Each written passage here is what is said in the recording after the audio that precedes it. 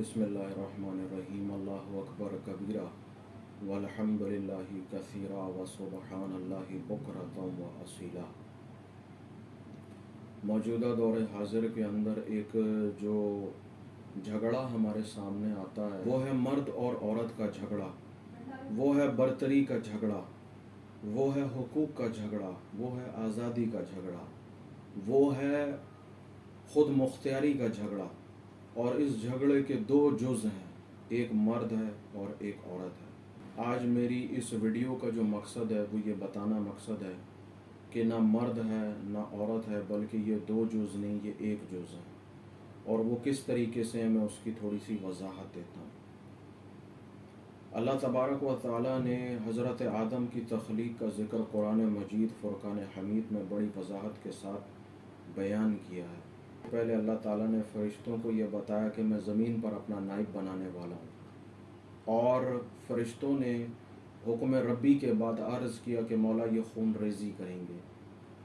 तो अल्लाह ताला की तरफ से जो हुक्म नाज़िल हुआ कि देखो जो मैं जानता हूँ वो तुम नहीं जानते। अल्लाह ताला के इस हुक्म नाज़िल होने पर फ़रिश्तों ने अल्लाह ताला की हम्द व सना की। तख्लीक आदम के बाद अल्लाह ताला ने इल्मुल अस्मा और दीगर उलूम से आपको नवाजा, और फिर दीगर मराहिल यानी फ़रिश्तों का आपको सजदा करना, और दीगर मराहिल के बाद आपको जन्नत में भेज दिया गया। जन्नत में चले जाने के बाद आप जन्नत की नेमतों से लुत्फ़अंदोज़ होने लगे, क्योंकि आप अल्लाह ताला की तख्लीक में पहले बशर थे, पहले इंसान थे।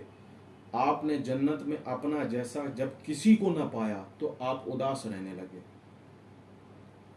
और आपकी उदासी का ये आलम था कि आप जन्नत की नेमतों से लुत्फ़अंदोज़ तो होते, लेकिन उदासी के जो मामला था कि आपसे बोलने वाला, बात करने वाला कोई नहीं था। रब ताला की रहमत जोश में आई और अल्लाह ताला ने हज़रत आदम अलैहिस्सलाम जो एक जुज़ हैं, जो एक हस्ती हैं, जो बराह रास्त अल्लाह की तख्लीक है, अल्लाह ताला ने आपकी बाईं पसली से एक जुज़ अलहदा करके उससे पूरी एक तख्लीक कर दी, जो जिससे पहली औरत वजूद में आई और उसको अम्मा हवा का नाम दिया गया।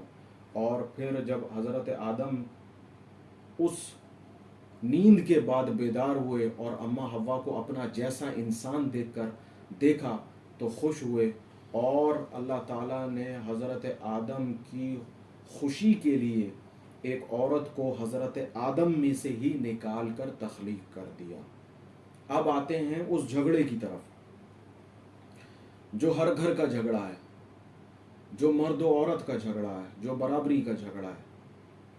आप मेरी इस वजाहत तक तो आ गए होंगे कि जो मैंने कहा कि हज़रत आदम से ही अल्लाह ताला ने बाईं पसली से औरत को तख्लीक कर दिया।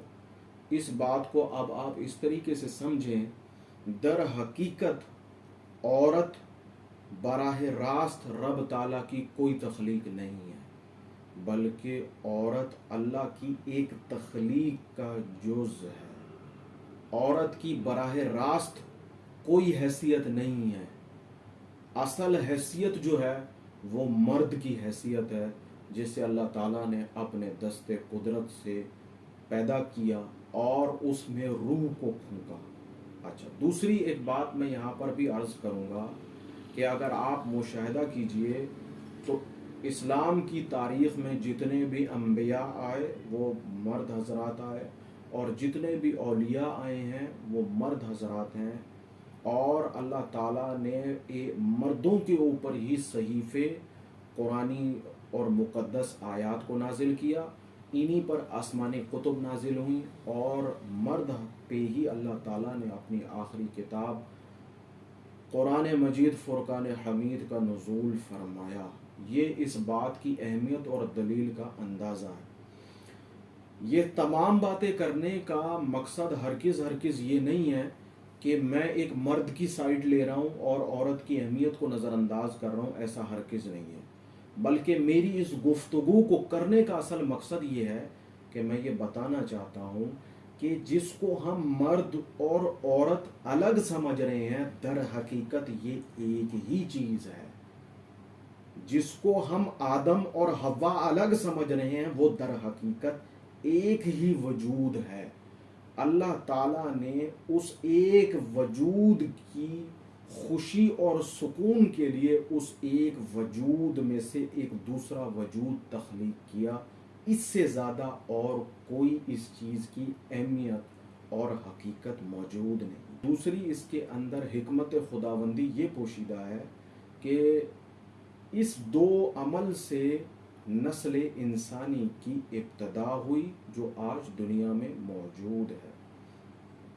اصل جو غلبہ ہے، اصل جو حکومت ہے، اصل جو حاکم ہے وہ مرد ہی ہے. اس بات کو سمجھ لینا انتہائی ضروری ہے، کیونکہ آپ جز ہیں، عورت جز ہے، مرد اصل حقیقت ہے، اور جز ہی اصل میں شامل ہوتا ہے. ان دونوں چیزوں کو آپ علیحدہ نہیں کر سکتے. میری اس مختصر سی گفتگو کے اندر یہ بتانا مقصد تھا کہ مرد یا عورت یہ دونوں کوئی الگ چیز نہیں ہے، بلکہ یہ دونوں نقطے مل کر ہی ایک نقطے پر آتے ہیں، اور وہ ہیں حضرت آدم. اچھا، دوسری آپ اس بات کو اس طریقے سے بھی سمجھ سکتے ہیں کہ جس طریقے سے ہم آگے کی طرف جا رہے ہیں، مطلب میری اولاد میری پشت میں ہے، اس کی اولاد اس کی پشت میں ہے، تو ہم پشت در پشت آگے کی طرف جا رہے ہیں. اگر آگے جانے کے بجائے آپ اس کو پیچھے کی طرف لے کے جانا شروع کیجئے، ہم واپس جانا شروع کریں، تو آخر میں صرف ایک ہی ہستی بچتی ہے جو کہ حضرت آدم ہے. اس کے بعد اور پیچھے کچھ نہیں ہے. تخلیق انسانی کی ابتدا آپ ہی ہیں، مرد و عورت کی بنیاد آپ ہی ہیں، لیکن در حقیقت غلبہ جو ہے، حکم جو ہے، حکمرانی جو ہے، وہ ایک مرد کو ہی حاصل ہے. اپنی اس بات کو یہاں اختتام کرتا ہوں. تمام تر باتیں جو میں نے کہیں وہ تحقیق کے زمرے میں آتی ہیں، اور تحقیق کا دائرہ بڑا وسیع ہے. رب تعالیٰ کی بارگاہ میں عاجزانہ دعا ہے کہ اللہ تعالیٰ ہمیں قرآن مجید فرقان حمید پر خوب غور و فکری کرنے اور اس کے احکامات اور اس کے راموز کو سمجھنے کی توفیق عطا فرمائے.